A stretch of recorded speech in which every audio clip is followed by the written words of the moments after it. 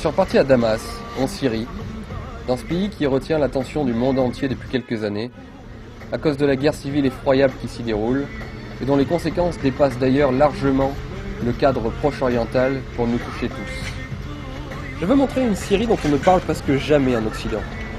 Depuis le début du conflit, et alors que pour d'obscures raisons, nos gouvernements ont choisi de soutenir sans condition le camp des rebelles, la Syrie légitime, celle de Bachar el-Assad, présentée de par chez nous comme un monstre absolu sans aucune nuance, n'a pas voix au chapitre. Nous ne voyons pas ni n'entendons les Syriens qui ont décidé de rester fidèles au gouvernement, les Syriens du quotidien, et par conséquent, on ne comprend rien à ce conflit.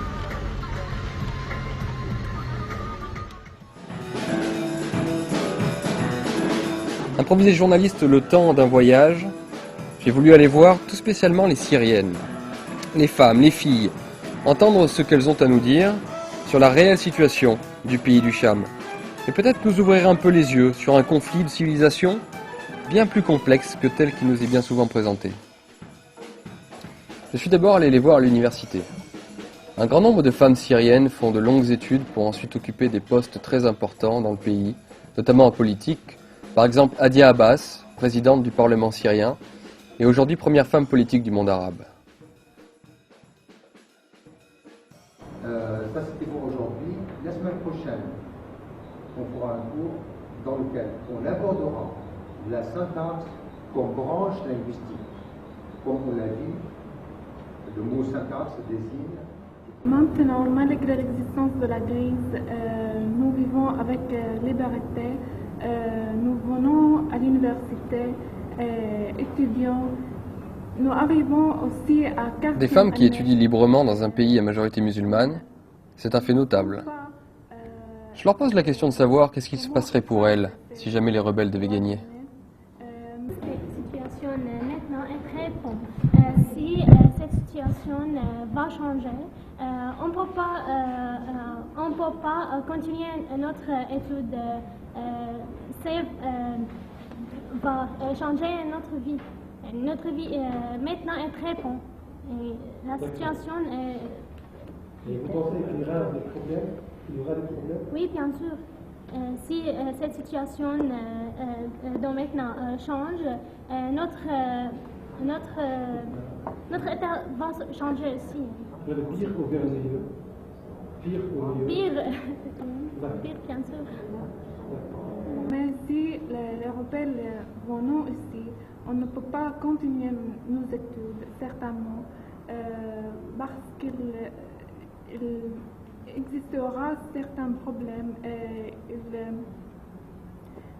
nous obligeons à rester dans notre maison et nous aussi porter des voiles. On n'aura plus la liberté de faire comme nous voulons, mais comme eux ils veulent. Mon désir et mon avenir est meilleur. Le mélange de différentes confessions et la mixité homme-femme est une vieille tradition syrienne.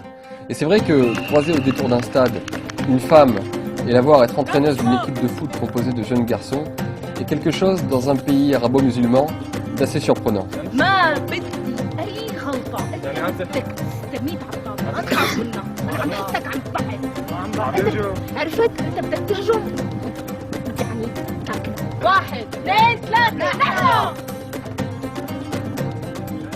Dans une autre rue de Damas, je rencontre maintenant Caroline, qui a voulu me montrer son atelier de peinture.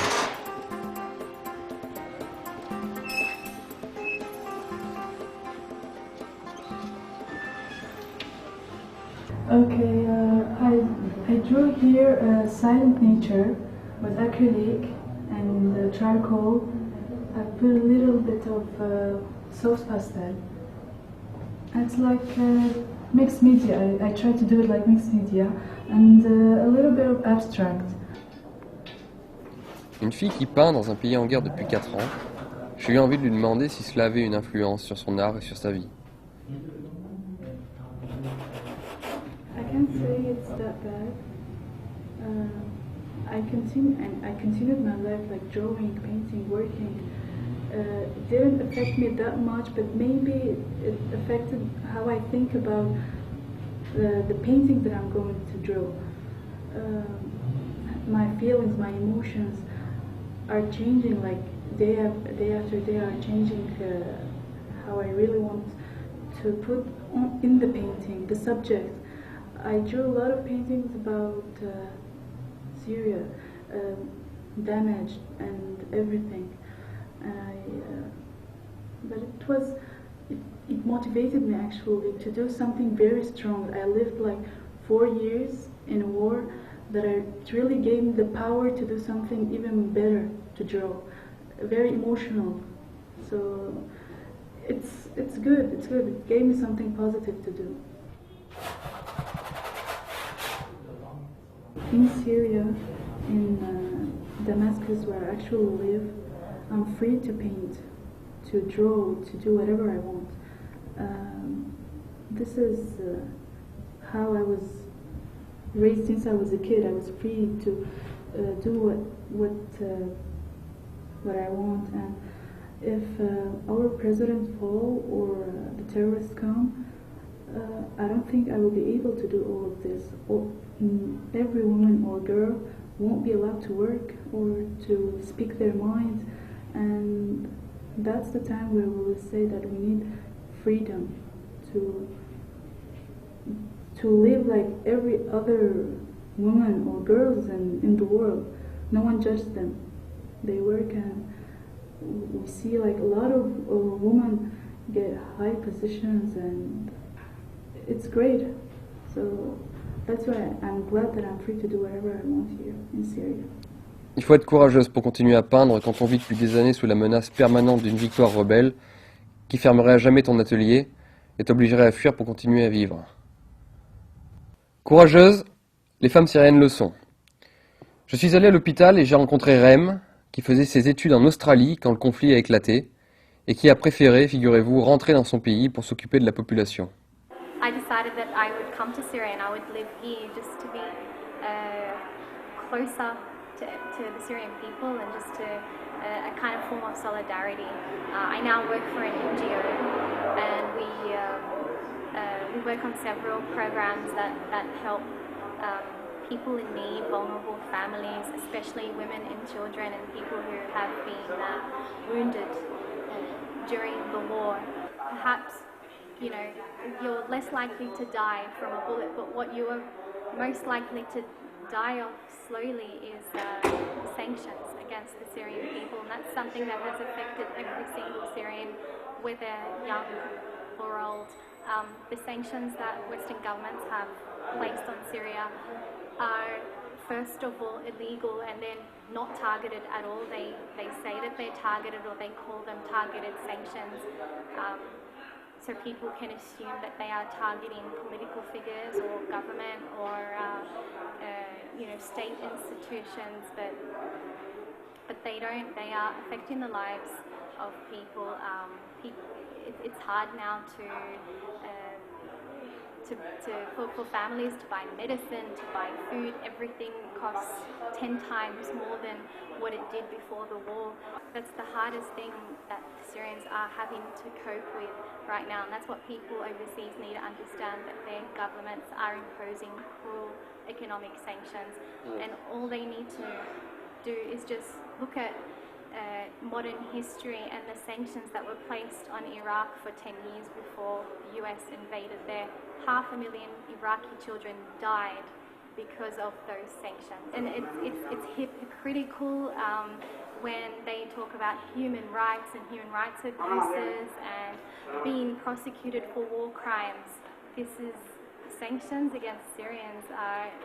They are a war crime. They're a massive humanitarian crime against the people, and they need to stop. They need to stop. J'ai voulu aller voir les femmes réfugiées, celles qui avaient vécu avec les rebelles. Elles sont très nombreuses à Damas. Elles les ont fuies. Les femmes que nous allons voir maintenant sont en train d'être réinsérées à l'aide d'associations. On leur donne petit à petit du travail. Par peur d'une possible victoire rebelle, elles ne souhaitent pas qu'on filme leur visage. Mon nom est Rima. Je viens de Der al-Zor. Nous nous sommes échappés de chez nous pour venir à Damas, car nous étions sous le siège de Daesh. Il y avait l'armée libre syrienne qui s'est transformée peu à peu en État islamiste. Quand Daesh est venu chez nous, parce que Daesh coupe la tête de ceux qui s'opposent à eux, il y avait aussi Al-Nosra. Mais maintenant, il n'y a plus que Daesh. Nous sommes maintenant à Damas. Nous nous sommes échappés de Der al-Zor en cachette. Au niveau de la vie, avec l'armée libre syrienne, on ne pouvait pas sortir et on ne pouvait plus travailler. Mais quand ils se sont transformés en Daesh, ça a été pire. Après leur fuite, de nombreux réfugiés n'ont hélas pas encore été réinsérés dans la société syrienne. Je suis allé les voir dans la rue, où, dans leur misère, elles ont de terrifiantes histoires à nous raconter. Je viens de Tal Tamr. Quand les rebelles sont entrés chez nous, ils nous ont forcés à faire beaucoup de choses. Les femmes devaient être en burqa, on ne pouvait plus sortir ou marcher toute seule sans un gardien masculin, et si on sortait quand même, ils nous punissaient avec le fouet. On ne pouvait plus aller voir des médecins, car tous les médecins étaient des hommes. La vie avec les rebelles était un enfer. Nous voulons la sécurité, être protégés. Au moins la vie ici, on est libre. Le pire moment de ma vie a été quand on a essayé de s'échapper, et quand ils sont venus dans notre ville.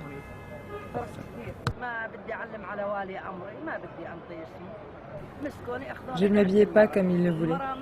Donc ils m'ont emmené voir une femme de Daesh. Elle m'a menacée et elle m'a dit « Comment veux-tu mourir ? Par morsure ? Par le fouet ? Par la lapidation ?» On pensait que la morsure était le choix le moins douloureux, mais ça ne l'était pas. On ne disait rien pour essayer d'avoir de la chance. On rentrait à l'intérieur en toute hâte parce qu'on ne voulait pas voir les châtiments. Mais ceux qui ont vu ont tous dit qu'il s'agissait en fait d'une machine qui se plaçait au niveau du thorax et qui serrait le cœur jusqu'à la mort. C'est horrible. J'ai vu le châtiment par morsure quand ce n'était pas une faute grave. Ils la mordaient eux-mêmes. Si la faute était plus grande, morsure par machine. Si c'était encore plus grave, par lapidation. Daesh s'approchait de notre maison. Ils sont entrés et ont vu mon fils regarder la télé. Il regardait une série. Ils lui ont dit « Pourquoi tu ne lis pas le Coran ?» Puis mon fils a répondu « Vous n'êtes pas les seuls à croire le Coran, nous y croyons tous. » Alors ils l'ont pris et l'ont directement tué. 2 balles sous la mâchoire et une dans sa tête. Et il était mort. Il n'avait que 18 ans.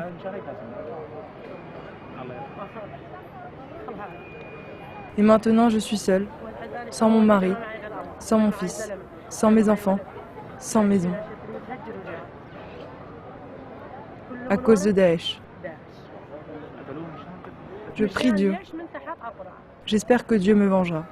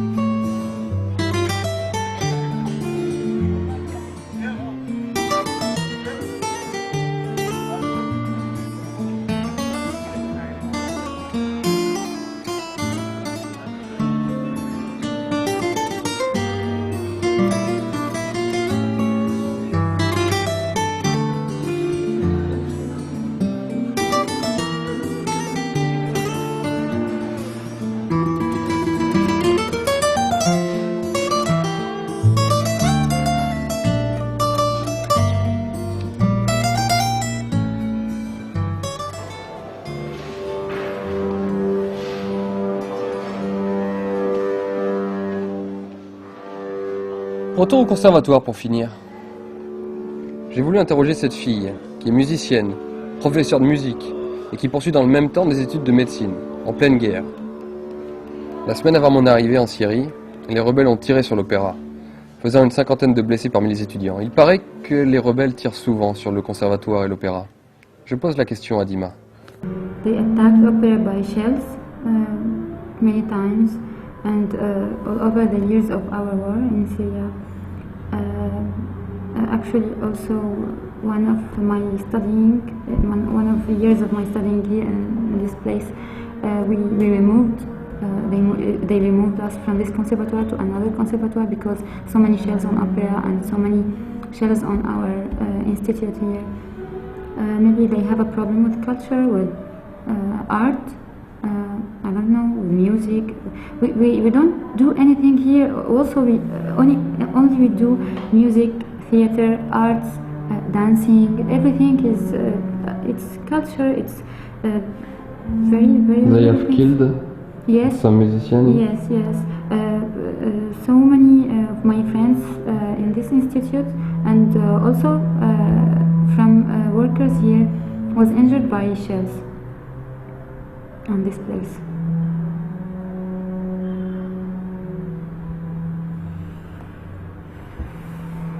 Andima. Et je lui demande maintenant qu'est-ce qu'il se passerait pour elle si les rebelles devaient gagner. Rebels and win the war. For you. For me, I can't imagine because as a girl, as a musician, I can't do anything. Now I can do everything. I can go everywhere. I can do my arts, my concerts. But if it happened, it will be a big problem. Not only for me, for many people, for many girls, for everyone, because we will be prohibited to do all this, especially music and arts, because it's maybe a big problem with rebels.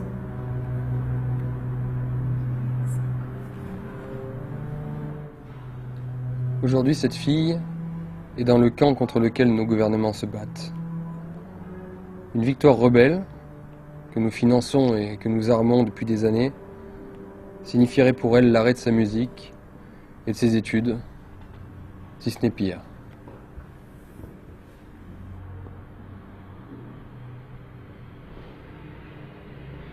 Pour terminer, je lui demande de me jouer un morceau. I will play vocalize for Rachmaninov. Voilà les filles de Damas, les Syriennes du quotidien. Est-ce qu'elles avaient à nous dire ?